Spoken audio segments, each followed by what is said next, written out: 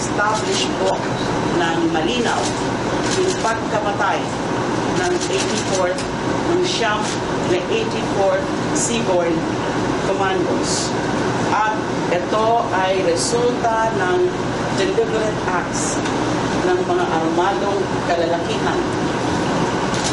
Ay wala po tayong pwedeng makasuhan at this point dahil wala po talaga nakapag-identify dun sa mga naka-enkwentro nitong 84th Seaborne Commandos doon sa barangay Pigsandawan nung ginagawa nila yung assault dun sa hut o pinalalagyan ni Marwan.